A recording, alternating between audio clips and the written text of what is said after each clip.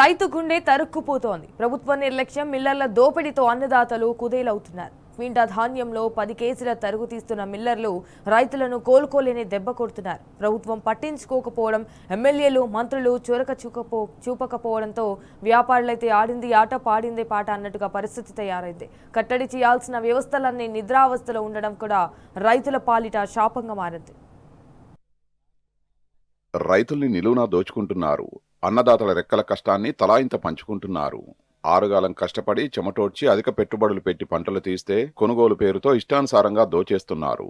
ప్రభుత్వ కొనుగోలు కేంద్రాల్లో విక్రయించిన పాపానికి రైతులు నిలువు దోపిడీకి గురవుతున్నారు.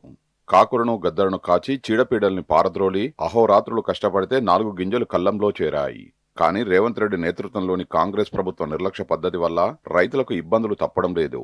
కొనుగోలు కేంద్రాలలో ధాన్యం, మొక్కజొన్న పంటల్లో తేమ శాతం ఉండాల్సిన దానికంటే అధికంగా ఉందని నిర్వాహకులు మాయ చేస్తున్నారు. మిల్లుల యజమానులు తరుగు పేరుతో రైతుల్ని మోసం చేస్తున్నారు.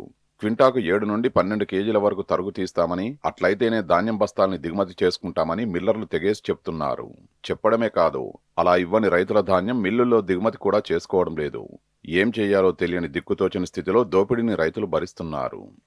మేడేపల్లి అండి, ఐకేపీ సెంటర్ నుంచి ఒడ్లు వచ్చినాయి.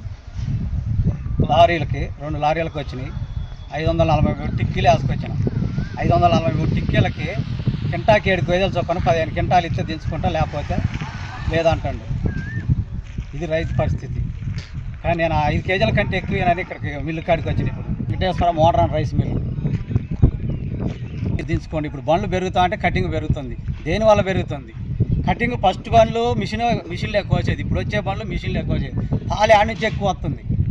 5 కేజీల కటింగ్, ఇప్పుడు 5 కేజీల కటింగ్ గురించి మళ్ళీ 7 కేజీలు వచ్చి ఇంకా 4 రోజులు అయితే 10 కేజీలు అయితే అండి. ఇదే రైతు పరిస్థితి. నేను 27 ఎకరాలు వేసిన, 27 ఎకరాలు ఎకరానికి 20 క్వింటాలు చొప్పున పండింది. 48 క్వింటాలు మిల్లులకే పోయినాయి. 48 క్వింటాలు అంటే 1,13,000. మంత్రులు పట్టించుకోవడం లేదు. ఎమ్మెల్యేలు కొనుగోలు కేంద్రాల వైపు కన్నెత్తి కూడా చూడడం లేదు. మిల్లర్లు, అధికారులు కుమ్మక్కు కావడంతో రైతుల రోదన పట్టించుకునే నాదుడే లేకుండా పోయాడు. తరుగు లేకుండా దిగుమతి చేసుకోకపోతే ధాన్యాన్ని తగలబెడతామని రైతులు ఆవేదన వ్యక్తం చేస్తున్నారు. ఖమ్మం, భద్రాద్రి జిల్లా వ్యాప్తంగా ధర్నాలు, రాస్తారోకోలు చేస్తున్నారు. ప్రధాన ప్రతిపక్షం బీఆర్ఎస్ రైతుల పక్షాన గత 2 నెలలుగా పోరాడుతూనే ఉంది. అయినా ప్రభుత్వ నిర్లక్ష్యం, అధికారుల పర్యవేక్షణ లోపం వల్ల దోపిడీ యథేచ్ఛగా కొనసాగుతోంది. ఇక అధికారుల మాటలకు వాస్తవ పరిస్థితులకు అస్సలు పొంతనే లేదు. తరుగు పేరుతో రైతులను వేధిస్తే మిల్లుల్ని సీజ్ చేస్తామని సాక్షాత్తు రెవెన్యూ శాఖ మంత్రి పొంగులేటి శ్రీనివాసరెడ్డి హెచ్చరించినా ఎలాంటి ప్రయోజనమూ లేదు. మిల్లర్ల దోపిడీ ఆగడం లేదు. ఇప్పటికైనా జిల్లా ఉన్నతాధికారులు స్పందించి ధాన్యం, మొక్కజొన్న రైతుల పంటల కొనుగోలులో పారదర్శకతను పాటించి మిల్లర్ల దోపిడీ నుండి కాపాడి న్యాయం చేయాలని రైతులు వేడుకుంటున్నారు.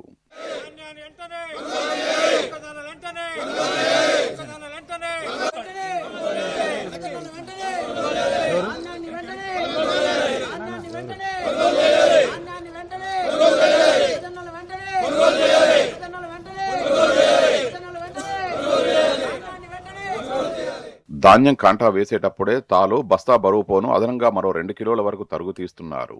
ఇది కొంతమేర నష్టమే అయినా రైతులు సంసిద్ధత వ్యక్తం చేశారు. కానీ మిల్లర్ల ఆశ హద్దుమీరింది. ఎలాగో కాంగ్రెస్ ప్రభుత్వం పట్టించుకోవడం లేదు. పైగా ప్రైవేటు వ్యాపారులు అడ్డికి పావుసేరు అడుగుతున్నారు. మనమేం తక్కువ తిన్నామని భావించిన మిల్లర్లు కూడా ఒక్కొక్క క్వింటాకు 10 నుండి 12 కిలోల తరుగు దోచేస్తున్నారు. ఇన్ని ఖర్చులు భరించి మిల్లుకు ధాన్యం తోడిన తర్వాత మళ్లీ వెనక్కి తీసుకురావడం, ఇప్పటివరకు చేసిన ఖర్చంతా వృధాగా పోతుందనే భయంతో రైతులు కూడా కన్నీటిని దిగమింగుకొని రైతు మిల్లర్ల దోపిడీని సహించక తప్పడం లేదు. కాంగ్రెస్ ప్రభుత్వ హామీలతో రాష్ట్రంలో అన్ని వర్గాలు మోసపోయినట్టే రైతులు మోసపోయామని ఆవేదన చెందుతున్నారు. ఆ మాటకొస్తే కాంగ్రెస్ ప్రభుత్వ తొలి బాధితులు, అధికంగా నష్టపోయింది కూడా రైతులేననే అభిప్రాయం అన్నదాతల్లో వ్యక్తమవుతోంది. కేసీఆర్ ప్రభుత్వ హయాంలో కొనుగోళ్లను, నేటి కాంగ్రెస్ ప్రభుత్వ తీరును పోల్చి చెబుతున్న రైతులు ఈ ప్రభుత్వంలో రైతులు బతికి బట్టగట్టడం కష్టమేనంటున్నారు.